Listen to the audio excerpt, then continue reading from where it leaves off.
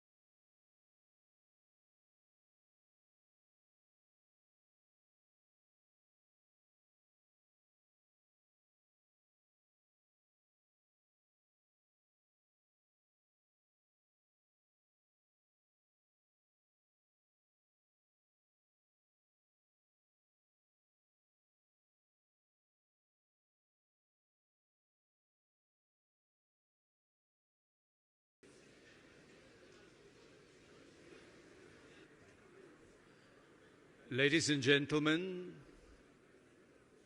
may I ask us all to settle now?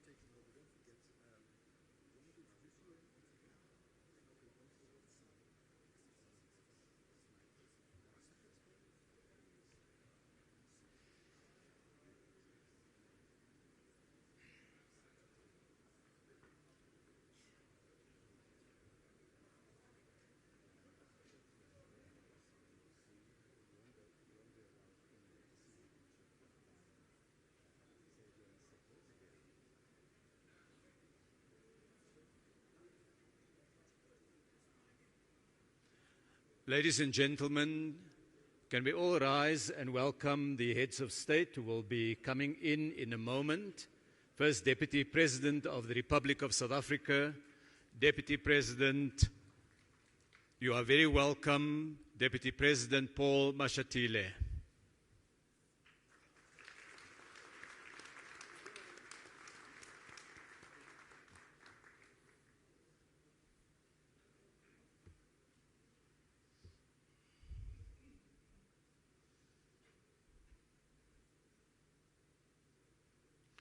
May I ask you to be seated?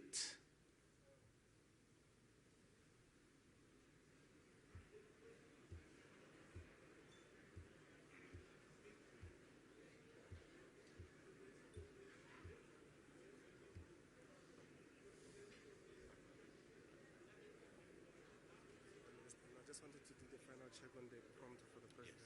Yes. Okay. Thank you, sir. You've asked nothing to be changed. The president's prompter stays as he is. Sim Shabdala will speak and then they can just know everything. Right, can I now again ask you to join me in welcoming the Excellencies who are coming through now and joining us here on the stage.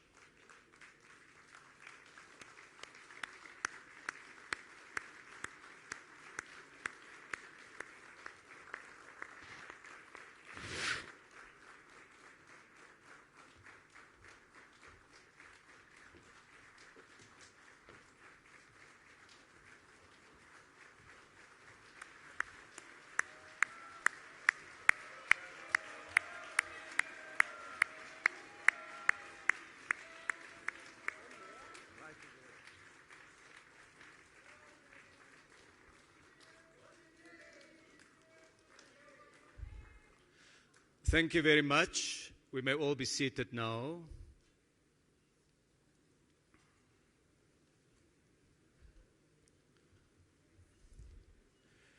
His Excellency President Cyril Ramaphosa, His Excellency President Lula da Silva, His Excellency Prime Minister Narendra Modi,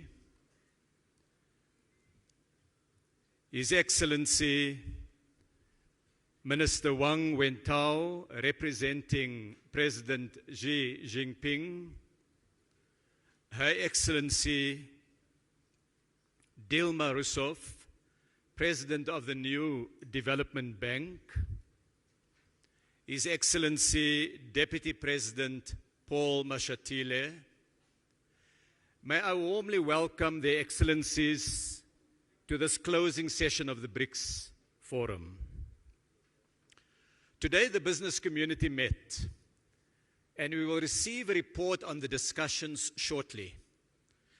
The discussions that dealt with the substance of the business forum. We will thereafter have the keynote addresses by the Excellencies. Those remarks will be the main cause of the meal that we are about to serve. I will therefore confine my remarks as an appetizer to those addresses. I am reminded, dear friends, that it is through trading, through travel, and through dialogue that friendships and lasting relationships are built. And it is remarkable how connected our people, our histories, and our economies in BRICS are. We have more than 2,000 years of trading history between Asia and Africa, with trade delegations reportedly sent by the African pharaohs to India in the age of Ptolemy. More than 1,000 years ago, there was a community of people who lived in the southern part of the African continent, near the banks of the Limpopo River. They were manufacturers and traders. They were artists crafting the golden rhinoceros. They traded with the outside world, with India, Arabia, and China, selling ivory and gold, buying pottery from China and glass beads from Persia. They were the people of Mapungubwe. They traded with China during the Song dynasty. Later, During the Ming Dynasty, the great admiral Zhong He undertook voyages of discovery with a fleet of 300 ships and 28,000 crew, which traveled to the eastern part of the African continent. And they saw the great African trading cities of Sofala and Mogadishu and Mombasa, Africans trading with the world. The age of colonialism saw the first European settlements in South Africa as a refreshment station for the ships en route to India and the Spice Islands of Indonesia. Our histories converged as large land masses were colonized. Indian enslaved people were brought from the Malabar coast to South Africa in the 1600s and 1700s. And later in the mid-1800s, large numbers of Indian indentured laborers were brought to develop South Africa's our sugar industry, leaving a permanent mark in our demographic mix. And Mahatma Gandhi cut his political teeth here in South Africa. The age of colonialism saw too the start of the industrial scale transatlantic slave trade, taking captured Africans across the waters in crammed ships. And the modern state of Brazil emerged from that continent of the civilization of the Aztecs, the Mayas, and the Incas. And the spirit of Africa is alive in Brazilian culture, the warmth of its people, the music, and the samba that had its origins in Angola and Congo. And Russian history too contains connections. The great Russian writer Alexander Pushkin's great-grandfather was an African. Ibrahim Petrovich Ganibal, abducted from Cameroon, taken via Constantinople, and eventually taken to Russia, where he became a nobleman. During the struggle against apartheid, many South Africans stayed in Russia, in China, in India, and as with many other parts of the world, we received material assistance in the struggle for freedom in our land. And so we are connected by history, but not only by history. Today we look forward to matters relating to the future. Today's event is held in the industrial heartland of the African continent, an economy with major industrial strengths in traditional sectors, but also with technologies in the space and satellite economy, in the digital sector, in new green technologies, in advanced manufacturing. Ladies, gentlemen, friends, a major industrial exhibition is being held nearby at Gallagher Estate, showcasing products from more than 240 firms, with 20 other African countries participating, together with the 5 BRICS partners. I urge those who have not been there, visit it.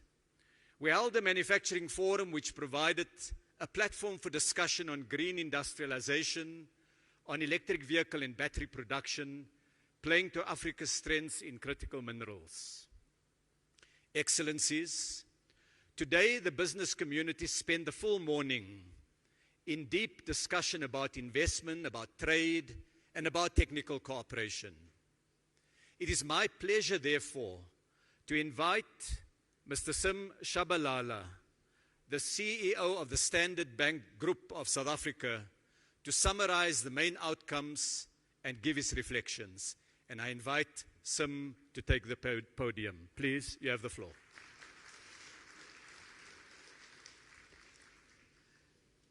Thank you very much indeed, Mr. Minister, for that kind introduction. Your Excellencies, ladies and gentlemen, it's a tremendous privilege to present this high-level feedback on the BRICS Business Forum 2023. Today, guided by its theme of making accelerated growth and sustainable development a reality, the BRICS Business Forum has held sharply commercial and highly dynamic sessions attended by entrepreneurs, policymakers, business people, and indeed academics from across a number of the member countries and beyond. Talking of commercial dynamism, as the Minister has alluded, it is very fitting that the BRICS Business Forum has taken place right here in Sandton, here in Johannesburg, the capital of Gauteng. Gauteng generates about 35% of South Africa's GDP, and a large proportion of that is generated right here. And it is generated by South Africa's sophisticated and successful large corporations, medium-sized enterprises, and indeed SMEs. This year, for instance, Standard Bank's analysts think that South African listed equities will deliver average earnings per share growth of between 15 and 20%. To put it in perspective, other emerging markets are looking at -3% for the same period. And talking of South African corporations, relationships, travel, history, and trade, in the words of Minister Patel, I had the good fortune, ladies and gentlemen, and great honor of speaking this morning on a panel with Chairman Chin of the State Grid Corporation of China, as well as Mr. Ricardo Santon, President of the Brazilian Association of Animal Protein. They spoke about climate change and renewables. Words cannot describe the profundity of that moment. As it happens, it was a South African bank, my employer, the Standard Bank Group, which was the sole financial advisor to the State Grid Corporation of China in its 1.8 billion rand acquisition of 100% ownership of 7 power transmission companies in Brazil in 2010. I mention this, admittedly, because it illustrates that South African corporate expertise and connections are an important part of making BRICS into an ongoing commercial reality. South Africa certainly has its fair share of challenges, and I would rate unemployment and inequality as the deepest and worst of these. The wealth of Sandton is within easy walking distance of the deep poverty of Alexander, a painful contrast that can be found in all of the BRICS countries, but one that is also highly conducive to innovation in the service of inclusion. For instance, to South African ears, the Brazilian financial services innovations that we heard about today sounded all too familiar. So there are serious challenges here in South Africa, but we also have immense strengths and competitive advantages. As well as the corporations that I've mentioned, these strengths include our strong rule of law, which guarantees that contracts will be observed and that commercial disputes will be settled fairly. They include our freely floating currency, open capital account, extremely skillful and credible central bank, and deep and liquid capital markets. These guarantee that returns on investment are and will remain quickly accessible in the currency of the investor's choice. More competitive advantages arise from what a Chinese panelist called South Africa's celebrity products, Mr. President, which include rooibos tea, wine, and unique tourist experiences. This brings us to another of South Africa's strengths, which is South Africa's openness for the business and tourist traveler. People from all of our major trading partners enter South Africa either visa-free or with an e-visa. Further, liberalization of travel and greater encouragement of air links between the BRICS countries and our major trading partners is certainly warranted. Perhaps above all, South Africa's competitive advantage emerges from our well-developed trade and investment network with our fellow Africans. China is indeed Africa's largest trading partner. What is sometimes missed, however, is that South Africa is the second largest exporter to the rest of our beloved continent and its fourth largest import partner. Of course, investors from the BRICS and worldwide do very much want to buy into Africa, given our continent's uniquely favorable demographics, immense natural resources, potential for low-cost industrialization, and increasing market integration under the Africa Continental Free Trade Area. For all these reasons, according to the IMF forecasts and on current trends, it is likely that sub-Saharan Africa will be the fastest growing region of the world by 2030. Standard Bank's analysts foresee that intra-Africa trade could double under the AFCFTA and that there would be a $3.4 trillion investment opportunity in Africa infrastructure emerging from this rapid growth. The bottom line is simple. If investors from BRICS and worldwide want to buy into Africa's enormous growth potential, the place to start is right here, in the square mile of Sandton.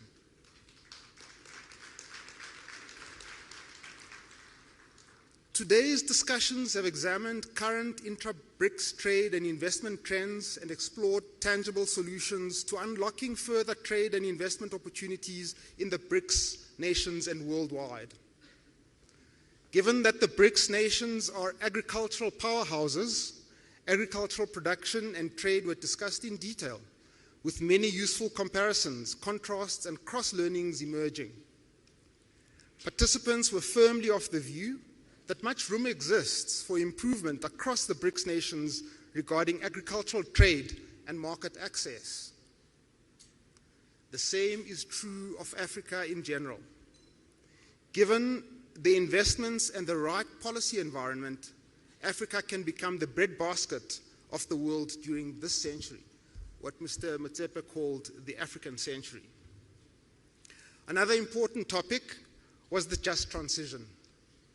A participant argued, a just transition refers to shifting towards a sustainable and inclusive economy characterized by both social equity and environmental sustainability. Renewable energy is an enormous opportunity for public sector collaboration and private sector investment and trade right across the BRICS and beyond. The theme of entrepreneurship featured strongly. A vibrant SME sector is often the most efficient way to create jobs. And some SMEs become unicorns and even mighty multinationals such as BYD and Tencent of China. Of course, for this to happen, countries need favorable business environments, strong education systems, and the appropriate financing institutions. Participants further argued that opening up market access to entrepreneurs across all BRICS presents an exciting opportunity to foster trade and job creation, and this again highlights the value of strong travel links and appropriate visa regimes. Within the general theme of entrepreneurship, there was much discussion of the role of fintechs, an area in which BRICS countries have already established a great deal of expertise and success.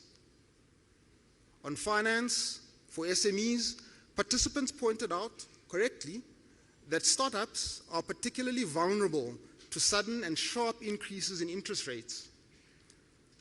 One of the roles for DFIs, therefore, is to provide concessional and patient capital for promising SMEs.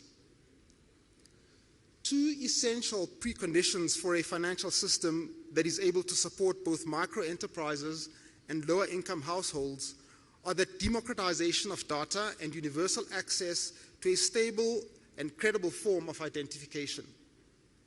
India has led the developing world on both access to data and ID, as has Brazil. In Africa, Kenya's rapid and sustained growth has also been powered by a significant pioneering use of mobile phone to create universal access to finance. The forum discussed the international payment system in some detail. From an African point of view, a highlight of this conversation was the discussion of the Pan-African payment system, which has immense potential to stimulate trade and growth by increasing the spend and certainty and reducing the costs of cross-border payments in Africa. Participants also debated the question of whether a BRICS currency is possible or even desirable, with strong views expressed both for and against, with little consensus being reached. Seen from a banker's perspective, the debate would probably progress more fruitfully if the discourse maintained a sharper conceptual distinction between international payments on the one hand and reserve currencies on the other. For example, and as the example of the PAPS illustrates, under certain circumstances it may be possible to simplify international trade and the attendant payments using a collection of domestic currencies without any reference to any international reserve currency. It's also important to be realistic about the necessary characteristics of an international reserve currency. These include being a currency issued by a central bank with very high credibility in the implementation of monetary policy, being the currency of a state or supranational entity with an equally strong track record of fiscal policy and meeting its debts, being freely available in large quantities in many jurisdictions, and full convertibility at all times. This set of characteristics cannot be quickly wished or agreed into existence, but can only emerge over a multiple of years as a track record of impeccable credibility and very wide use is built up. Finally, the forum also heard of the pleasing progress that is being made in institutional development, setting up sector-specific work streams which allow for concentration and focus on areas of common interest in infrastructure, manufacturing, energy, and financial services. In conclusion, today's discussions have been a very useful step in further unlocking the immense potential for trade and investment amongst the BRICS member countries. Thank you ever so much for your attention.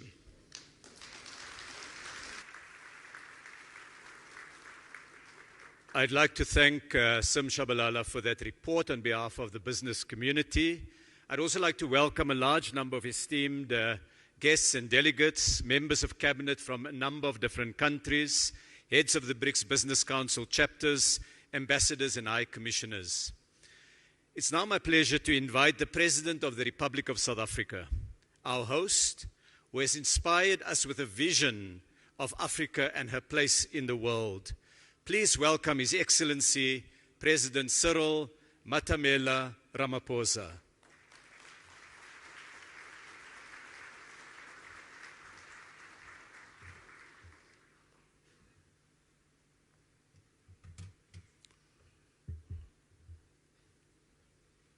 Thank you, Program Director, Minister Ibrahim Patel, Your Excellency President Luis Lula da Silva, Your Excellency Prime Minister Narendra Modi, Honorable Ministers and business leaders, and Your Excellency President of the New Development Bank, Ms. Dilma Rousseff. I greet you all, and it's a great honor to have this opportunity to participate in this leaders' session of the BRICS Forum. I particularly want to thank Mr. Sim Shabalala for the report that he has just given, and particularly underline and appreciate the message that is coming from all of you as business leaders about the immense opportunities that you see in investment across the BRICS countries. The BRICS group of countries exists not only to strengthen government-to-government relations, but also to forge stronger ties between the peoples of our 5 nations. It is for this reason that several bodies have been established since the BRICS was formed to enable cooperation across society, be it in business, be it in political parties, be it in the social sector, and also in the sporting sector. The BRICS Business Council is a vital and vibrant platform for strengthening economic ties between our respective countries and in forging common perspectives on inclusive economic growth and development, as we have heard from the report that has just been tabled by Mr. Chabalala. The changes that have taken place in BRICS economies over the past decade have done much to transform the shape of the global economy. Together, the BRICS countries make up a quarter of the global economy. They account for a fifth of global trade and are home to more than 40% of the world's population. This agglomeration of these 5 countries has a major impact on various aspects of the global activity and life. As we celebrate the 15th anniversary of BRICS, trade between BRICS countries totaled some $162 billion last year. Foreign investment has played an important role in the growth of BRICS economies. Total annual foreign direct investment into BRICS countries is 4 times greater than it was 20 years ago. However, the new wave of protectionism and subsequent impact of unilateral measures that are incompatible with WTO rules undermine the global economic growth and development. We therefore need to reaffirm our position that economic growth must be underpinned by transparency, by inclusiveness. It must be compatible with a multilateral trading system that supports a developmental agenda, the type of developmental agenda that the 5 countries that are members of BRICS have embraced right from the onset. We require a fundamental reform of the global financial institutions so that they can be more agile and responsive to the challenges facing developing economies. In this respect, the new development bank, established by BRICS countries in 2015, is leading the way.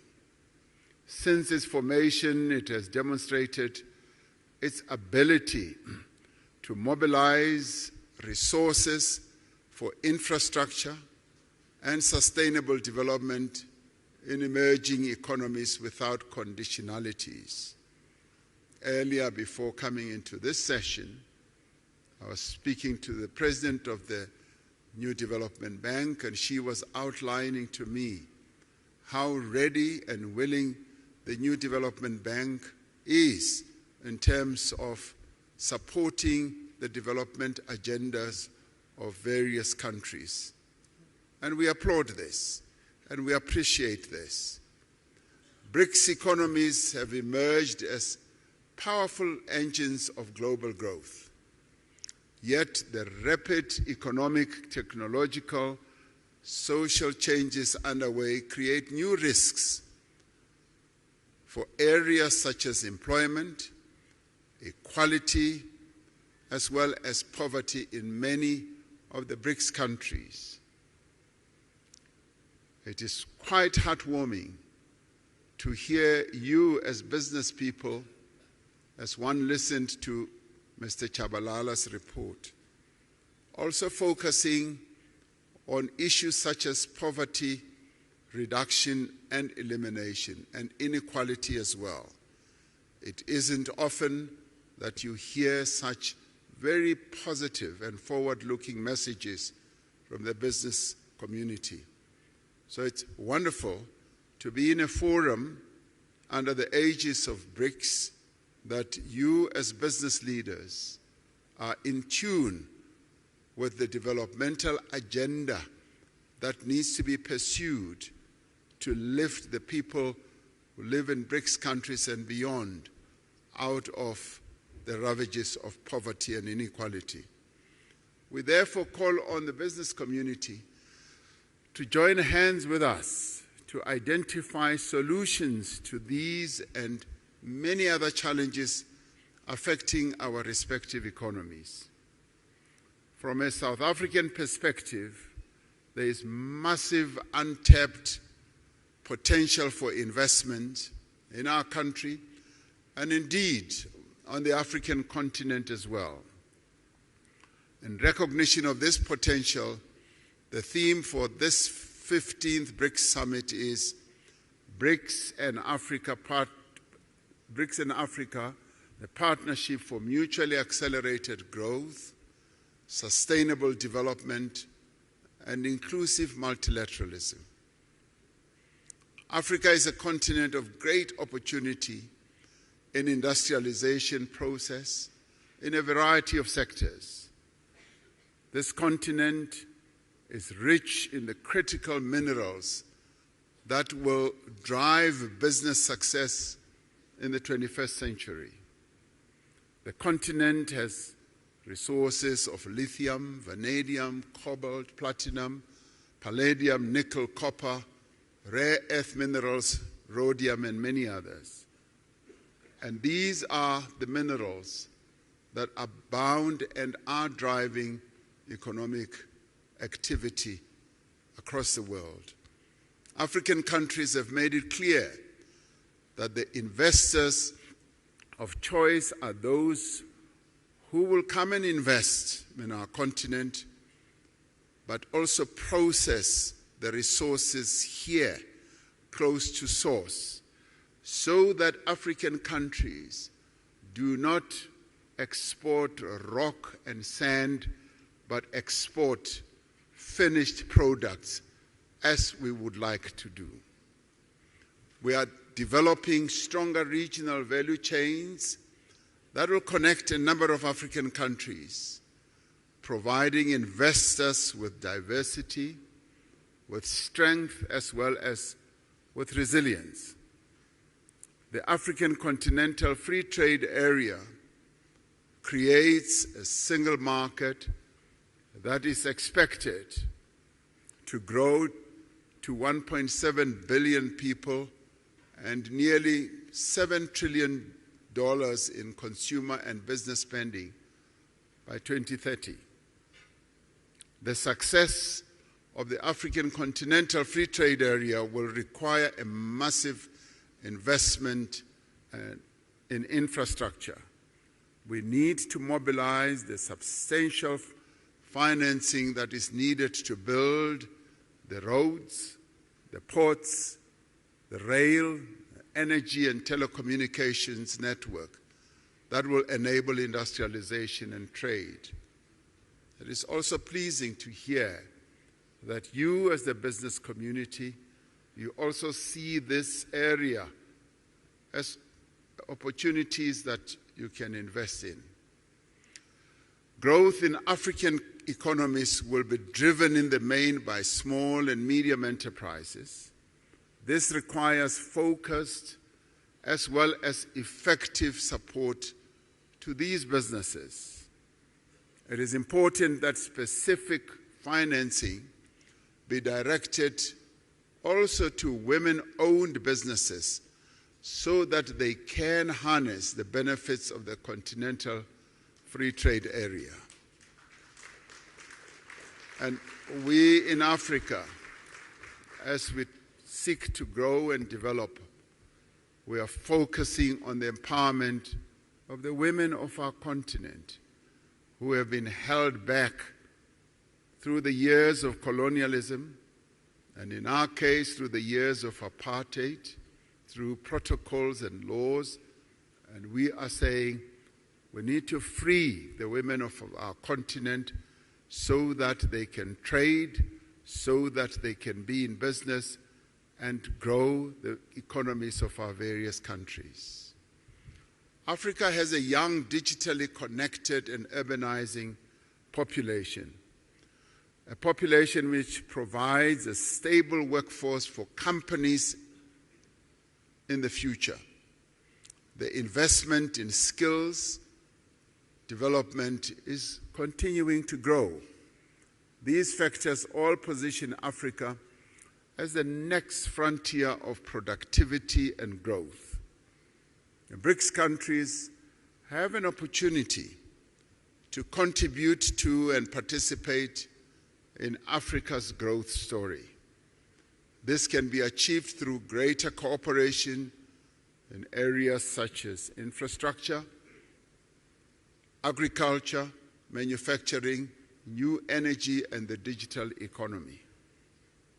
I was pleased to hear that these are also areas that you as business people are focusing on. South Africa has an important position in growing the African market, facilitated by the Africa Continental Free Trade Area and other free trade agreements. South Africa's industrial strength, our mineral endowments, and our large market opportunities provides a compelling value proposition for companies wanting to establish their businesses here. South Africa has significant industrial capacity, with Africa's most advanced industrial innovation and fabrication base. Firms that have invested here recognize that South Africa has deep local capital markets and strong financial systems. We have a diverse and sophisticated economy, and this country possesses world-class infrastructure, skills, abundant natural resources, industrial clusters, and a host of incentives to support investment. And many investment and partnership opportunities exist in renewable energy, in infrastructure, in aquaculture, in ICT, automotives, pharmaceuticals, and advanced manufacturing, amongst others. It is clear from the report that we have just received that this has been a very productive business forum. And I'd like, as I end, to commend the BRICS Business Council, the respective ministers from the BRICS countries and officials, and all business leaders who have made a meaningful contribution for the success of this business forum, and to have all of you, almost 1,500, I'm told, to have this, what I see as a very successful business forum. I sincerely hope that your participation in this BRICS Business Forum will yield the productive outcomes that are required for us to catapult BRICS economies towards a more equitable and accelerated growth. In 2 hours or so, the BRICS leaders will sit together in a retreat to discuss a number of BRICS-related matters, and one of those is the expansion of BRICS. A number of countries, some of which are represented here, are seeking to be part of this BRICS family. And we appreciate that. It goes to show that the BRICS family is growing in its importance, in its stature, and also in its influence in the world. And we will be taking into account the various desires of various countries to be part of BRICS. So we hope to take into account the report of your discussions here as well, as we consider the way forward with BRICS. Your participation here really strengthens the BRICS story. It confirms that BRICS is an important player in the geopolitical and economic architecture of the world. And so we hope that it will continue to be so. Thank you very much for participating. We thank you.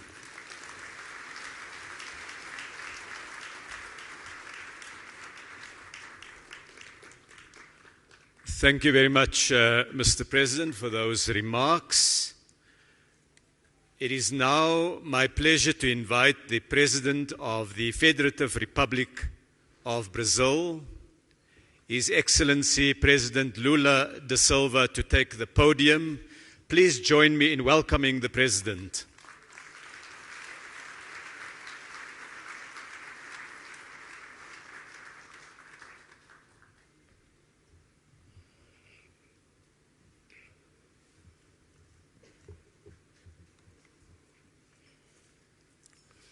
Gostaria de cumprimentar o presidente Ramaphosa, presidente da África do Sul.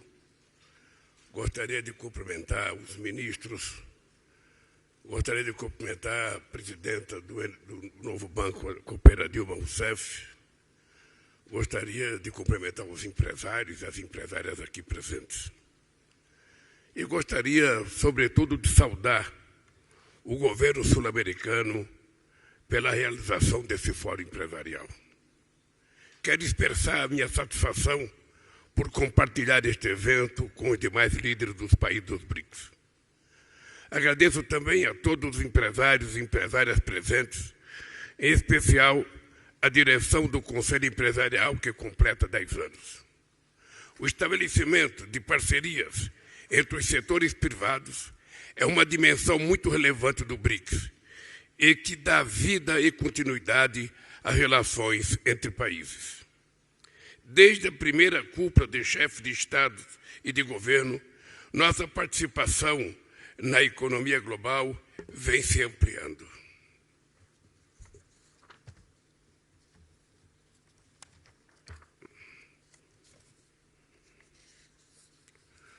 Já ultrapassamos o G7.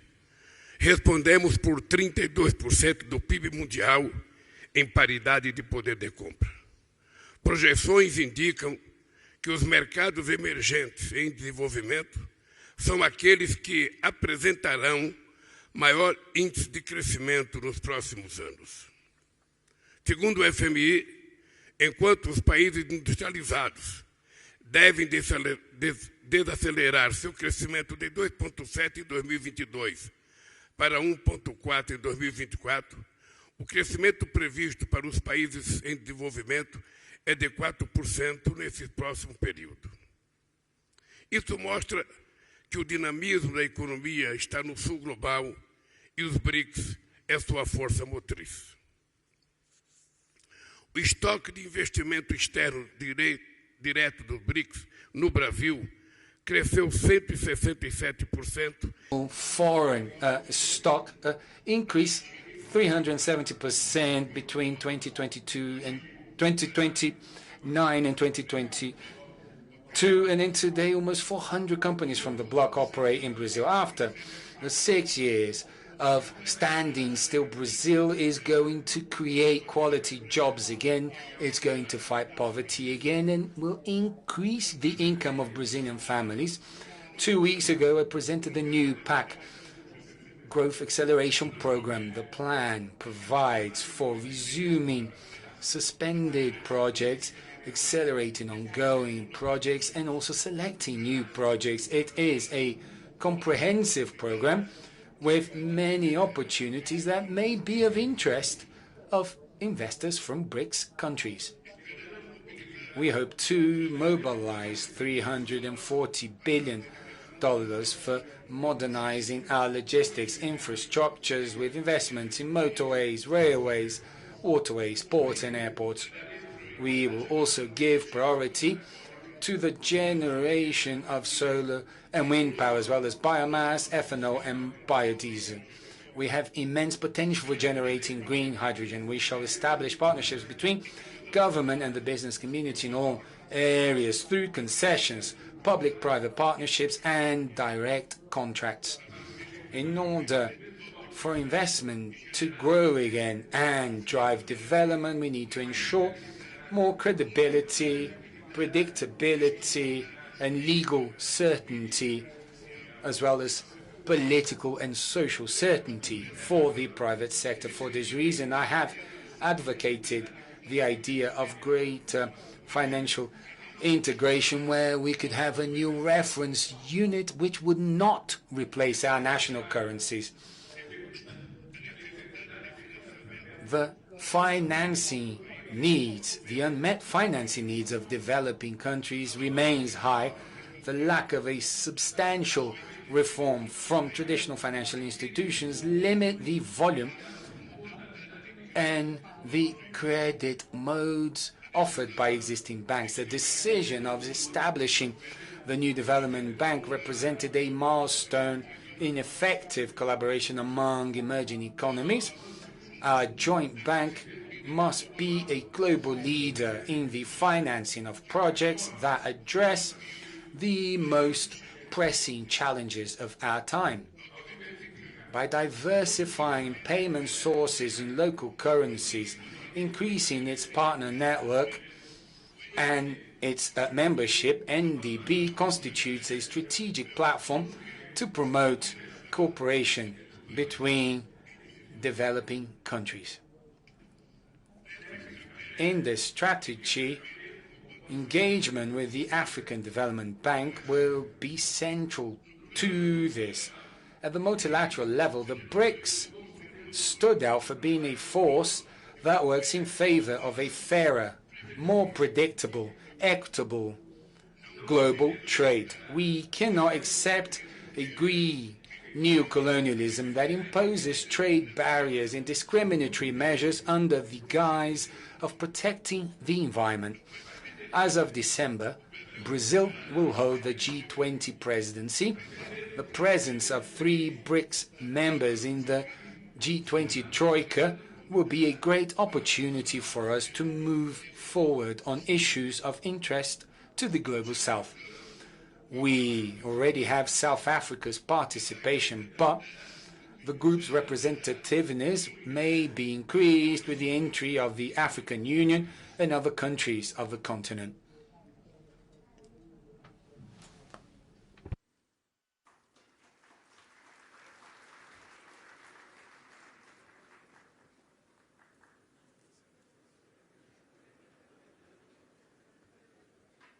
Is just a water break.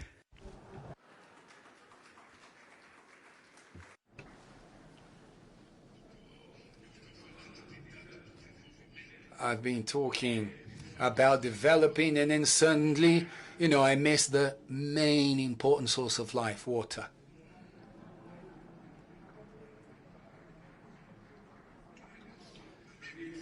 Dear friends, upon taking office as president of my country again, I am resuming the guidelines of Brazilian foreign policy. We started to rebuild South American integration. We have resumed our partnerships with the US, China, and the European Union. We hosted the summit of the Amazon countries. We still had to return to Africa. It is unacceptable that in 2022, Brazil's trade with Africa has dropped by 1/3 when compared to 2013, when it was almost $30 billion. Trade flow with Africa still corresponds to only 3.5% of Brazil's foreign trade. Our trade agreement network is still in its infancy. Existing agreements with Southern Africa and Egypt date from my second term. Today, over 65% of Mercosur exports to Africa went to African countries with which there is no agreement in force. There is plenty of room to grow. In addition to a past that unites us, we also share a common vision of the future. In my first 2 terms, the African continent was a priority for Brazil. I have made 12 trips to Africa and have been to 21 countries. Brazil is back on the continent where it should never have left. Africa has vast opportunities and enormous potential for growth. To discuss the relaunch of trade with the continent, Brazil brought together the heads of the trade promotion sectors of all our representations in African countries here in Johannesburg last June.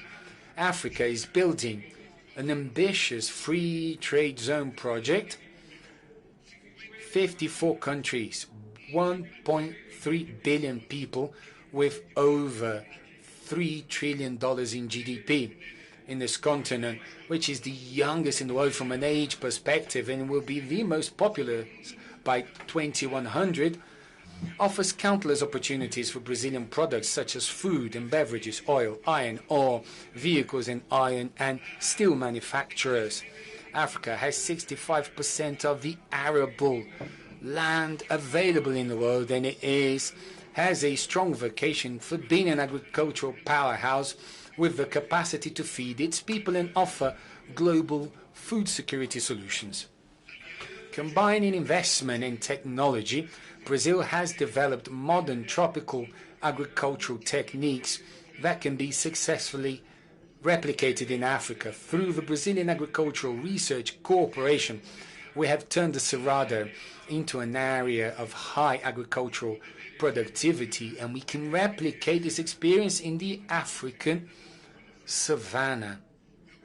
My government has also resumed public policies to support family farming, essential to fight food insecurity and hunger that affects our continent. The More Food program, which I relaunched last June, allows small farmers to have access to financing to purchase tractors, tools and harvesters. As in the past, a version of the More Food program for food should be resumed as another aspect of Brazilian South-South cooperation.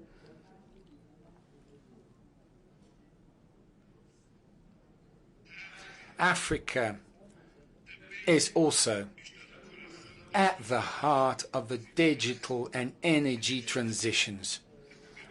Internet coverage already reaches most of the African population, and digital innovation centers and financial technology services companies are multiplying. Strengthening the Brazilian health complex may lead to ample opportunities for cooperation with South America. The African continent has important ore reserves such as, essential ore such as lithium or cobalt that will play a strategic role. So that we do not remain as exporters of primary products, we must make the most of this opportunity to forge the integration of our production chains and add value to the goods and services that we produce in a sustainable manner. Africa is the region of the world that emits the least amount of greenhouse gases. However, this does not mean that it does not have to face the most perverse consequences of global warming, such as droughts, floods, fires, and cyclones. Brazil and many African countries have comprehensive plans to renew their energy mixes. We share the responsibility of caring for tropical rainforests and preserving biodiversity. We share the common concern of fighting the desertification process. Environmental and ecosystem services provided by rainforests to the world, they must be paid for in a fair and equitable manner. Social diversity products can generate jobs and income and offer alternatives to the predatory exploitation of natural resources.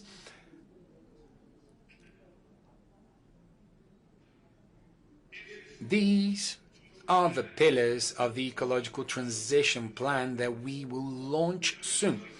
For our economic and productive integration to flourish, it would be necessary to increase sea and air connections between the two sides of the Atlantic. It is inexplicable that we do not have direct flights between São Paulo and Johannesburg, Cairo or Dakar, essential for increasing the flow of people, trade and tourism. Therefore, I believe it to be very important the proposal made by the BRICS Business Council of establishing a multilateral agreement of air services for the group with the main national transport and aviation authorities from the countries. Very relevant proposal because the BRICS have a unique chance of shaping the global development path. You, business people, you're part of this effort Together, our countries make up a third of the global economy. This relevance will grow with the admission of new full members and dialogue partners. Collaboration between the public and private sector is vital for harnessing this potential and achieving lasting results. Thank you very much and good luck.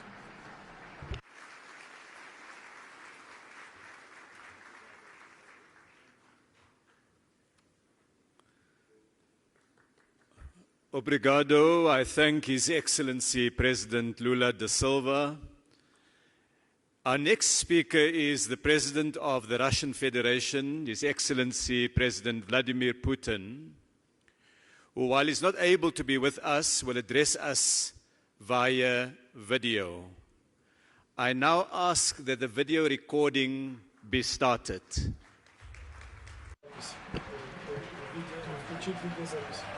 Dear President Ramaphosa, ladies and gentlemen, dear friends, I'm pleased to greet the government and business representatives, experts and industry specialists who have gathered to this meeting of the BRICS Business Forum.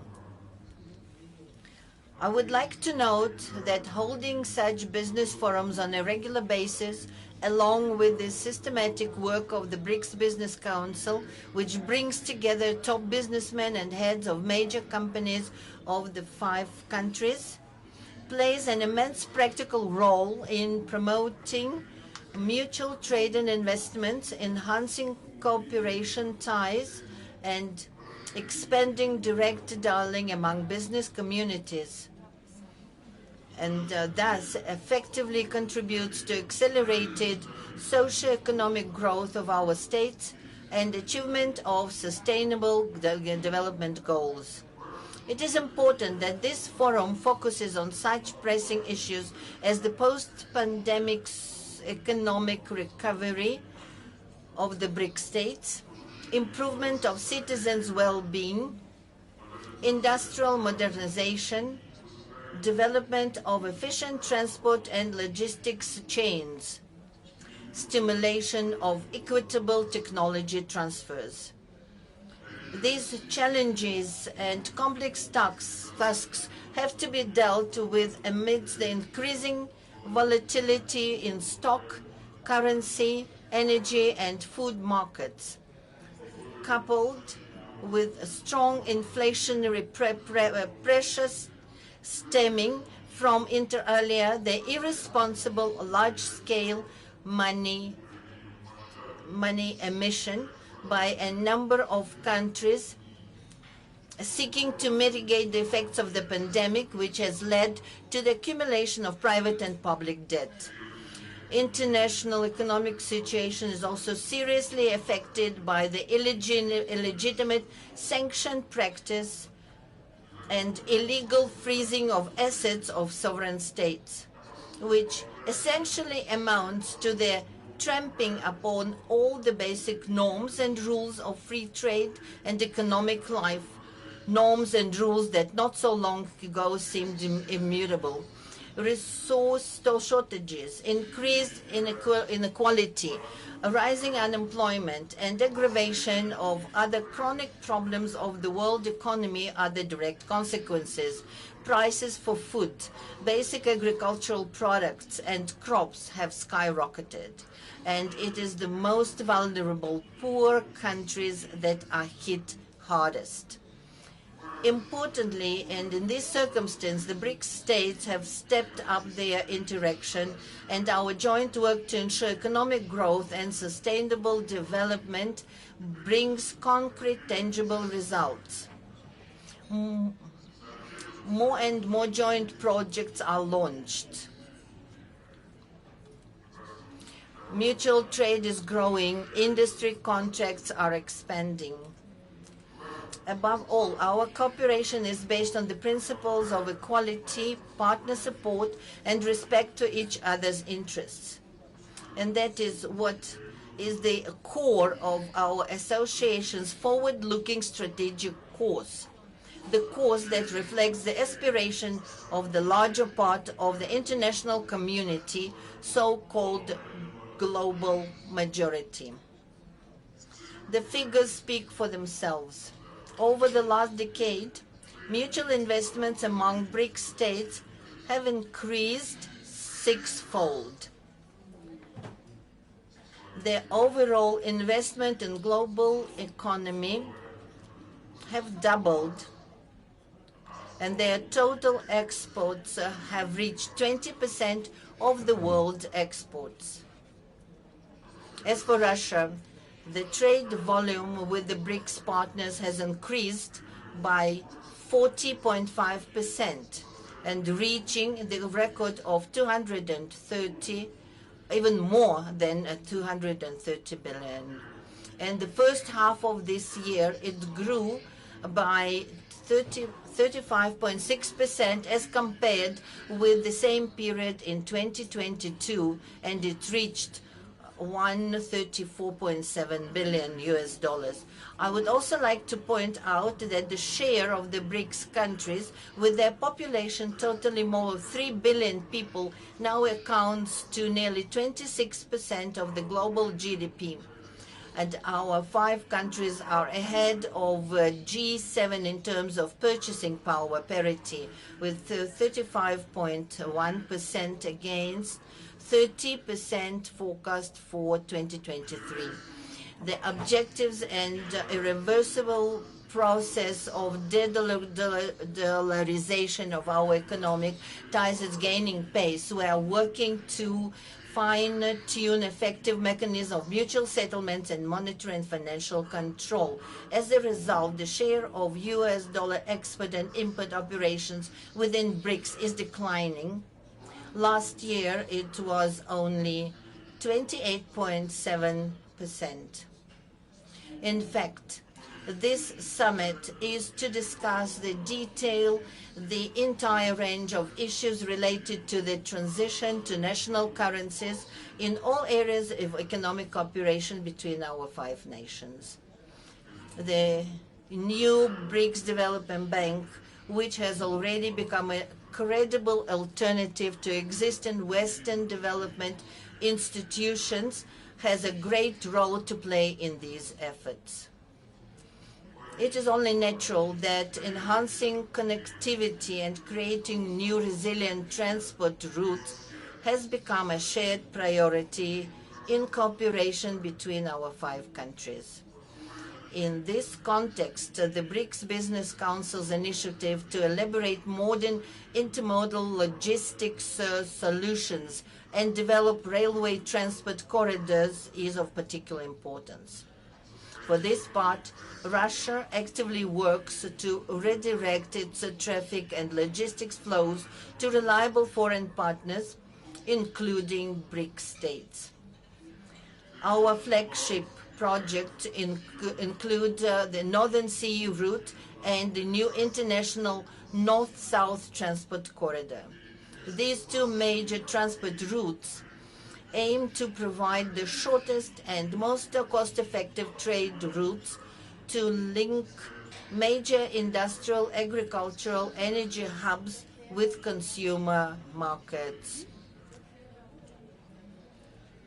With regards to the Northern Sea route, I would like to emphasize that Russia has already adopted and launched a large-scale, multi-year plan to develop its infrastructure. We intend to build fuel terminals, hub ports, to ensure connections with the road and rail transport. Icebreaking fleet is expanding, first of all by commissioning nuclear-powered vessels that have no analog in the world. As for the North-South transport corridor, it will connect Russian ports of the Northern Seas and the Baltic and with offshore terminals in the Persian Gulf and Indian Ocean, thereby providing opportunities to increase cargo transportation between Eurasian and African countries. Besides, this will certainly give impetus to developing new industrial, trade, and logistics facilities along those routes. Russia stands for greater cooperation within the BRICS on reliable and uninterrupted supplies of energy and food resources to the world market.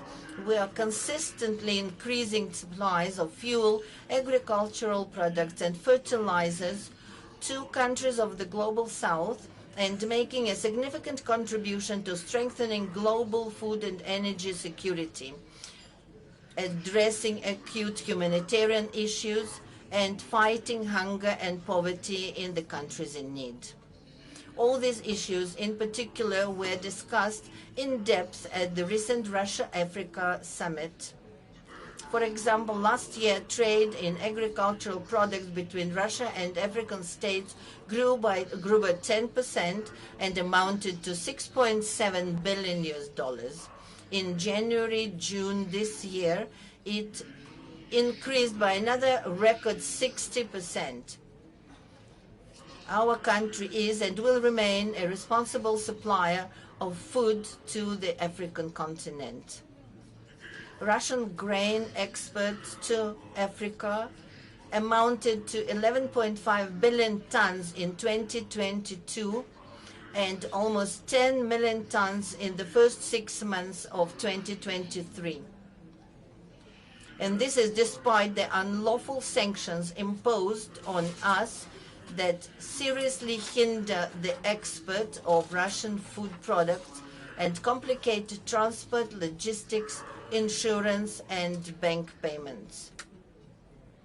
Russia is being deliberately obstructed in the supply of grain and fertilizers abroad, and at the same time we are hypocritically blamed for the current crisis situation in the world market. This has been clearly seen in the implementation of the so-called grain deal, concluded with the participation of UN Secretariat and initially aimed at ensuring global food security, reducing the threat of hunger, and providing aid to the poorest countries.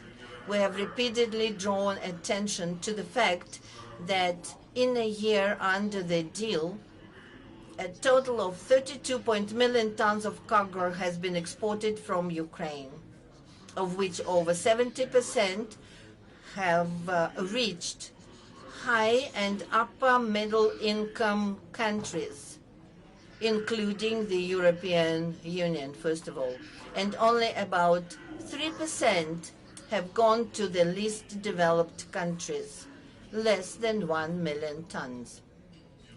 None of the terms of the so-called deal concerning the lifting of sanctions imposed on Russian exports of grain and fertilizers to world market have been fulfilled. Obligations to Russia in this regard have been simply ignored. Even our free transfer of mineral fertilizers blocked in European ports have been obstructed. In fact, that is purely humanitarian campaign that should not in principle be subject to any sanctions. With these facts in mind, since 18 July, we have refused to further extend the so-called deal, and we will be ready to get back to it, but to get back only if all obligations to the Russian side are truly fulfilled. I have repeatedly said that our country has the capacity to replace Ukrainian grain both commercially and as free aid to needy countries, especially since our harvest is again expected to be perfect this year.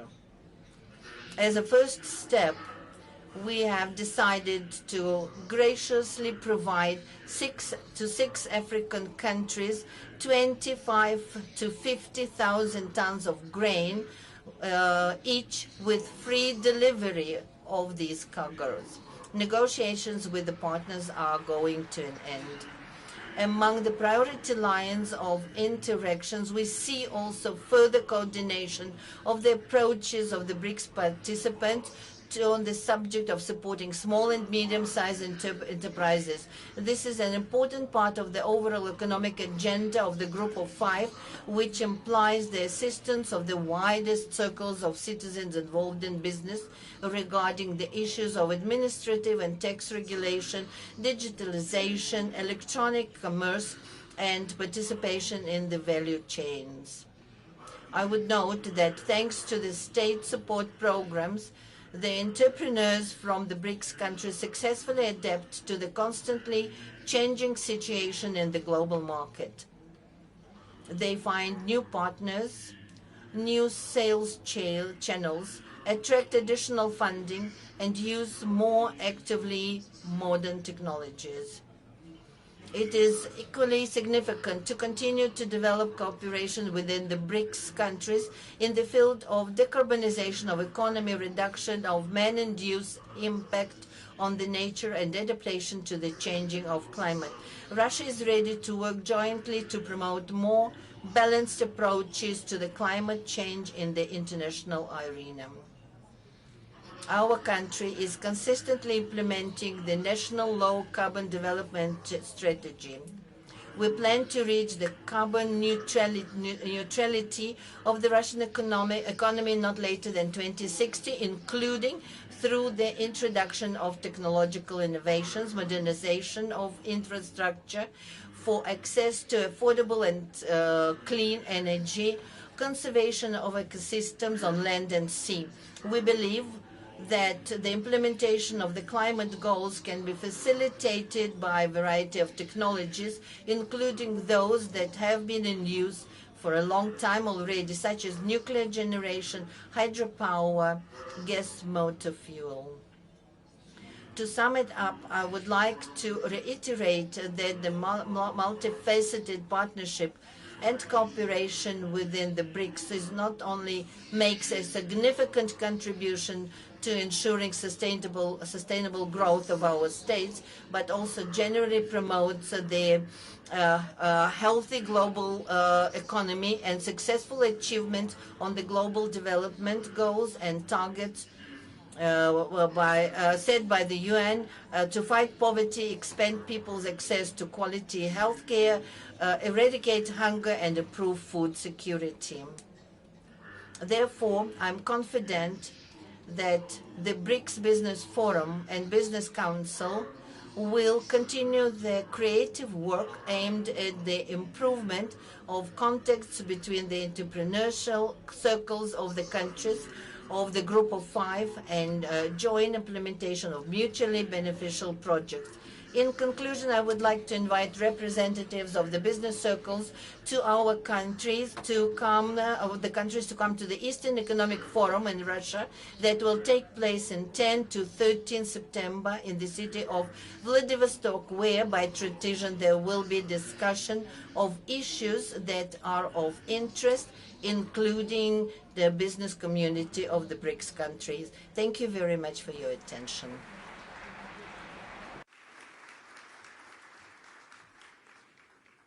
Spasibo. I thank the President for his remarks. It's now my pleasure to invite the Prime Minister of the Republic of India, His Excellency Prime Minister Modi, to take the podium. Please join me in welcoming the Prime Minister.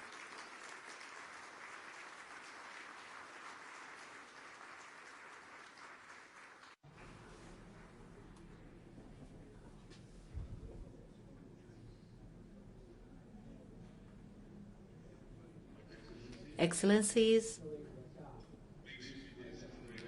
leaders of BRICS business community, my namaskar, good evening to you all.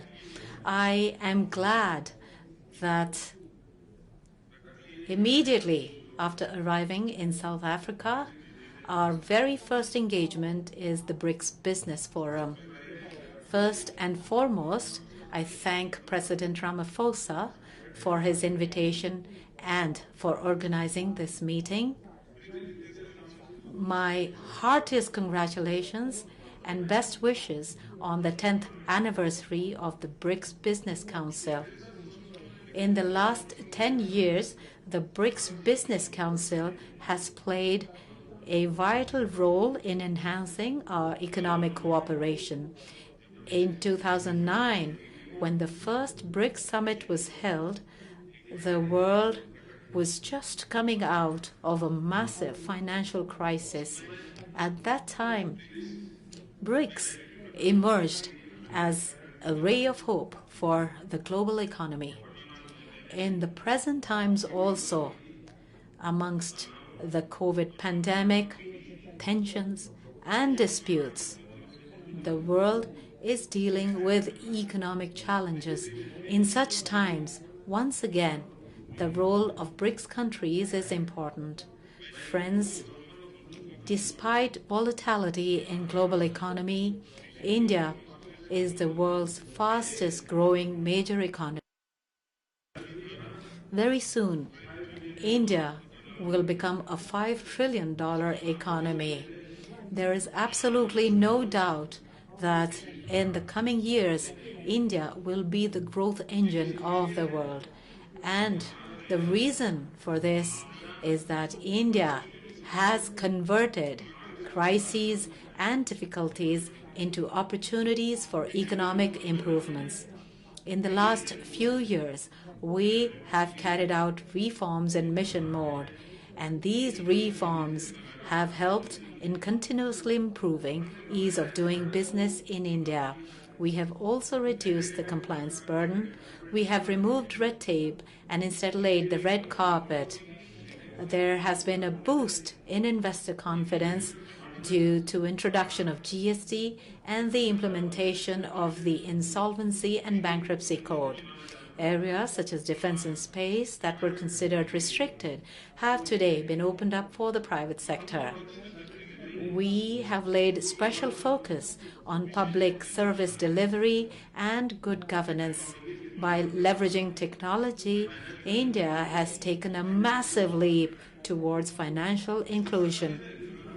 The maximum benefit of this has reached our women in rural India.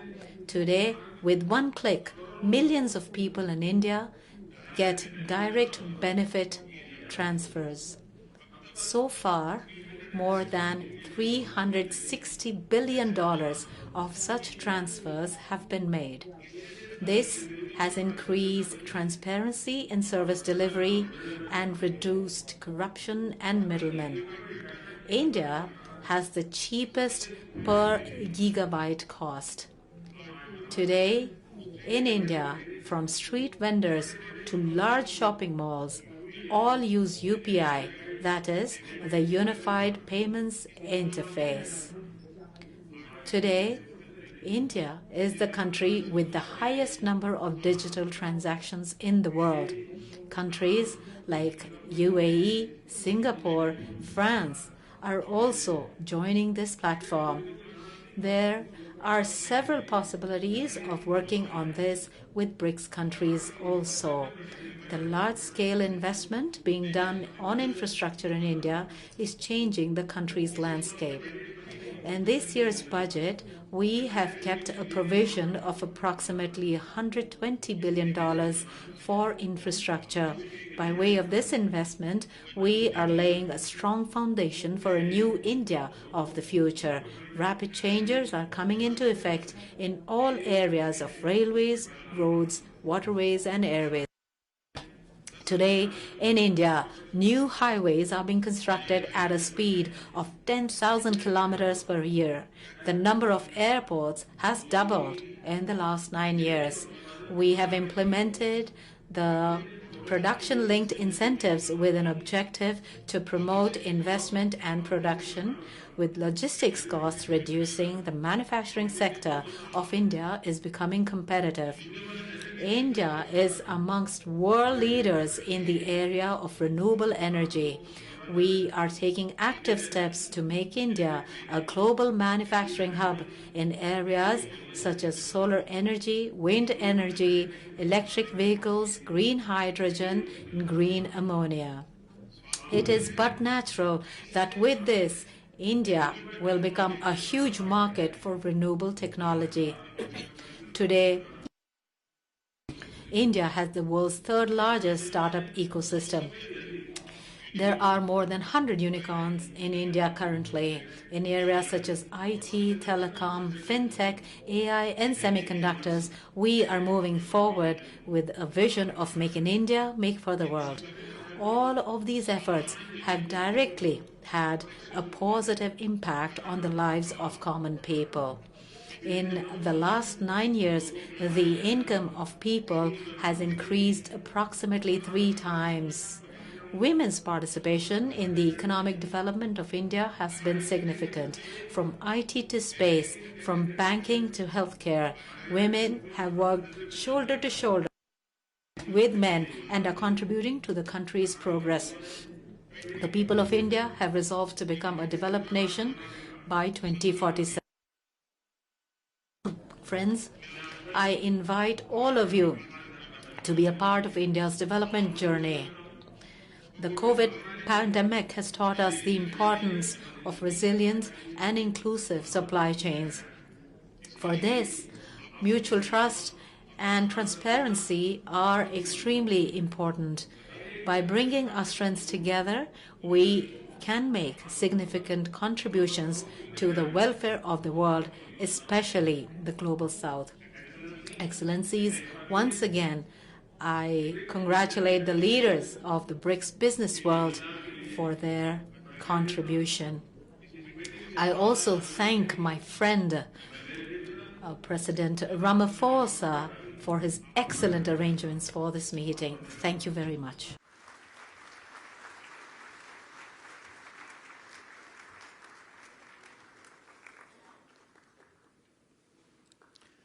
I'd like to thank the Prime Minister, Dhanyavad. Thank you.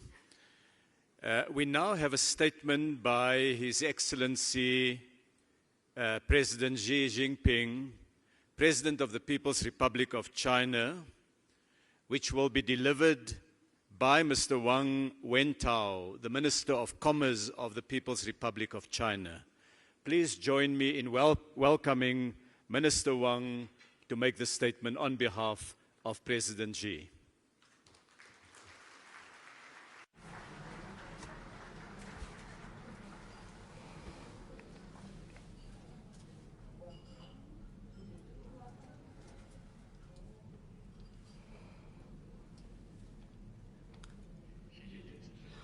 Thank you, Minister Patel.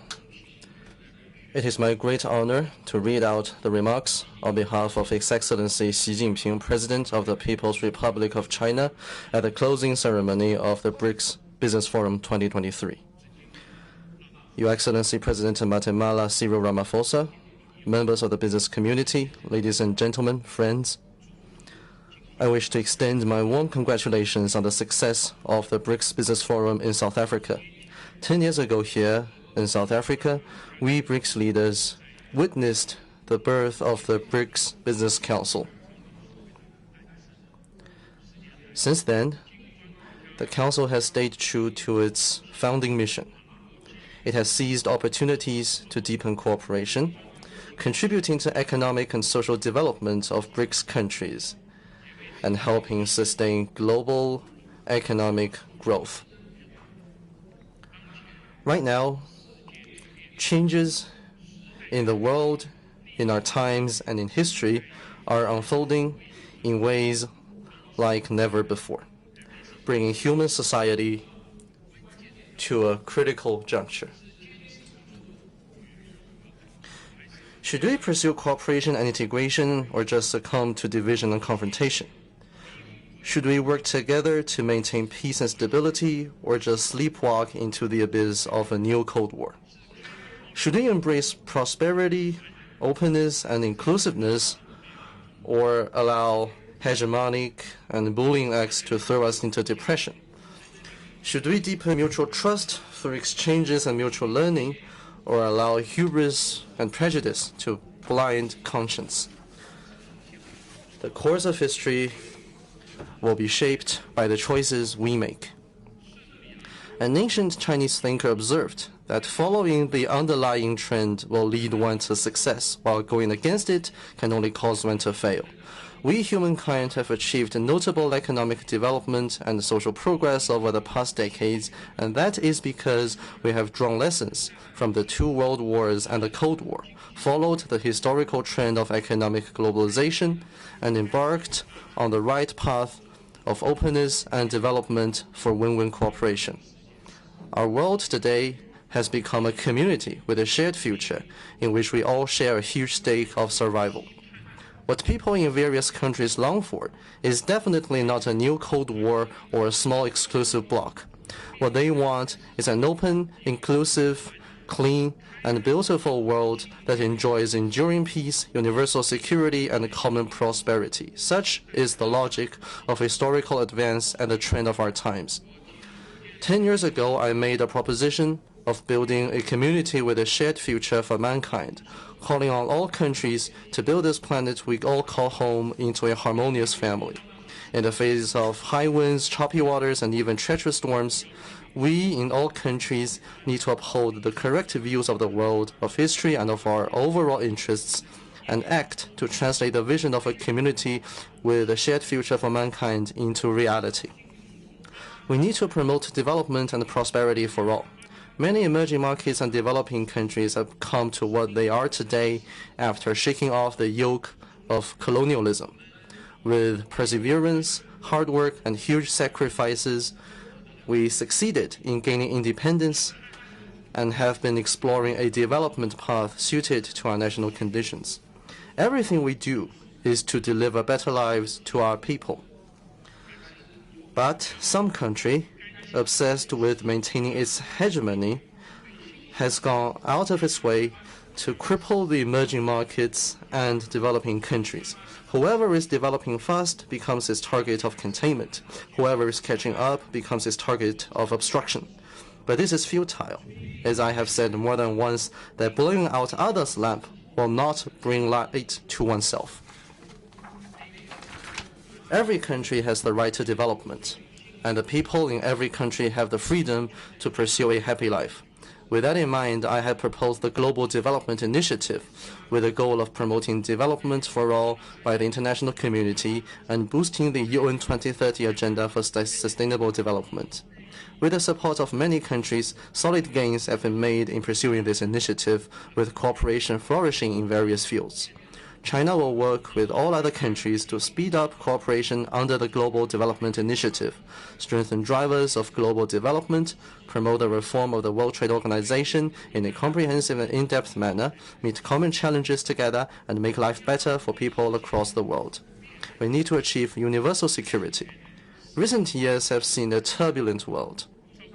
Many countries and regions are plagued by wars and conflicts, and many people are displaced. Members of the international community share the pressing hope to eradicate the root cause of conflicts and wars and find a fundamental way to realize enduring peace and security globally. Facts have shown that any attempt to keep enlarging a military alliance, expand one's own sphere of influence, and squeeze other countries' buffer of security can only create security predicament and insecurity for all countries. Only a commitment to a new vision of common, comprehensive, cooperative, and sustainable security can lead to universal security. Last year, I put forward the Global Security Initiative, and it has gained support from over 100 countries and international organizations. China stands ready to jointly pursue this initiative with all others. We should have dialogue and oppose confrontation, forge partnership but not alliance, and pursue win-win outcome and oppose zero-sum game, and work together to build a community of security. We need to stay committed to exchanges among civilizations and mutual learning. One flower alone cannot make a beautiful spring. Only blossoming of a rich variety of flowers can bring spring to the global garden. Human civilization is colorful by nature. It is precisely because of their differences in history, culture, and system that all countries need to interact with each other, draw on each other, and advance together. Deliberately creating division with the assertion of democracy versus authoritarianism and liberalism versus autocracy can only split the world and lead to clash of civilizations. I've put forward the Global Civilization Initiative, calling for promoting diversity of global civilizations, the common values of humanity, and people-to-people and cultural exchanges and cooperation. China welcomes all other countries to get involved in cooperation under this initiative. We should encourage different civilizations to bring out their best and flourish together. We should break barriers to exchanges and renew human civilization. Ladies and gentlemen, friends, as an ancient Chinese philosopher observes, change is the nature of the universe. The collective rise of emerging markets and developing countries represented by BRICS is fundamentally changing the global landscape. Emerging markets and developing countries have contributed as high as 80% of global growth in the past 20 years, and their share in the global GDP has increased from 24% 40 years ago to more than 40%. Just as a line in the Chinese poem reads, "No mountains can stop the surging flow of a mighty river." Whatever resistance there may be, BRICS, a positive and stable force for good, will continue to grow. We will forge stronger BRICS strategic partnership, expand the BRICS Plus model, actively advance membership expansion, deepen solidarity and cooperation with other emerging markets and developing countries, promote global multipolarity and greater democracy in international relations, and help make the international order more just and equitable. The gathering between BRICS countries and more than 50 other countries in South Africa today is not an exercise of asking countries to take sides, nor an exercise of creating bloc confrontation. Rather, it is an endeavor to expand the architecture of peace and development. I'm glad to note that over 20 countries are knocking on the door of BRICS. China hopes to see more joining the BRICS cooperation mechanism.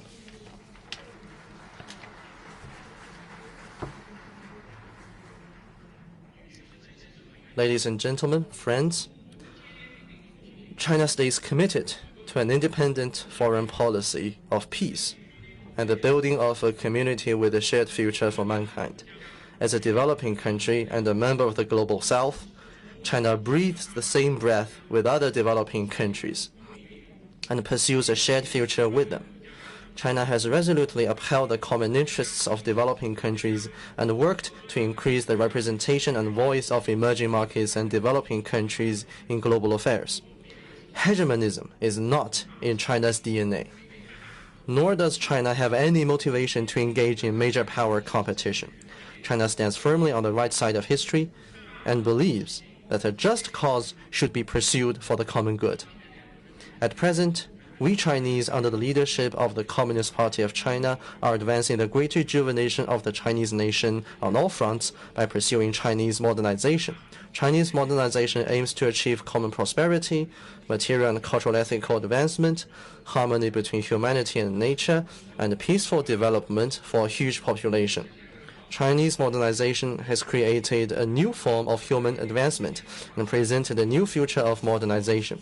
We hope that other developing countries and draw on the outstanding achievements of human civilizations and find their own paths to modernization in keeping with their national conditions.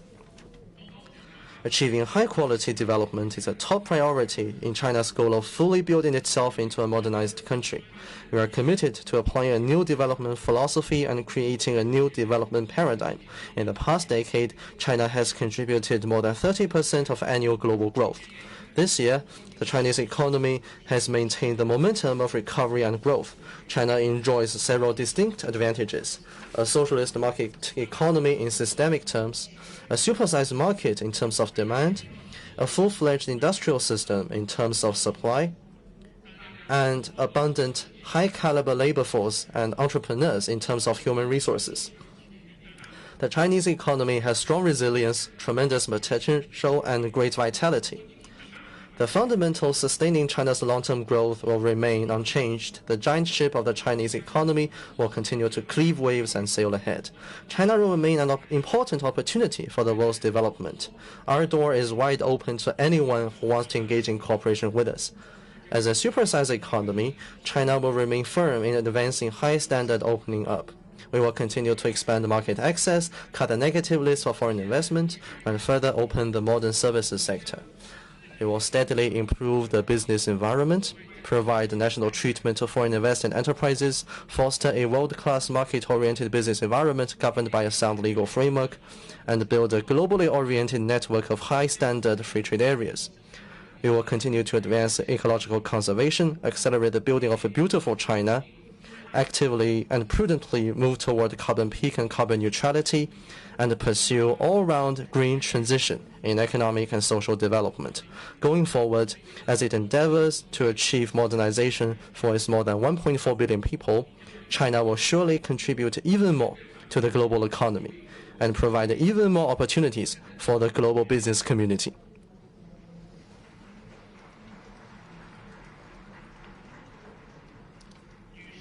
Ladies and gentlemen, friends, a formidable mission is a magnificent and glorious mission. As long as we work in unity and strengthen cooperation, we will not be intimidated by any risk or challenge on the way ahead, and we will surely steer the giant ship of human development to a brighter future. Thank you.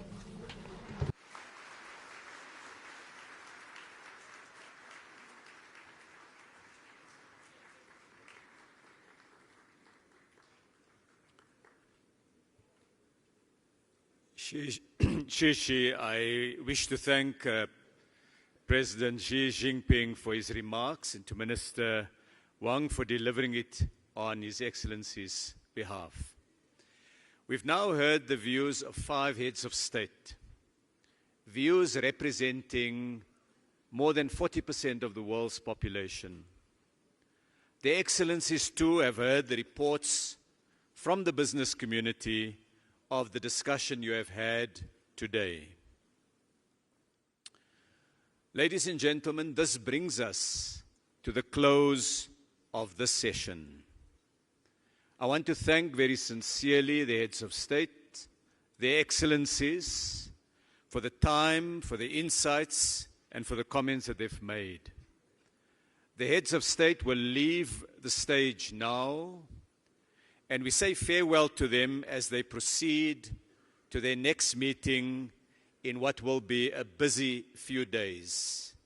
I ask that you join me in saying thank you to them as they take leave of absence from us.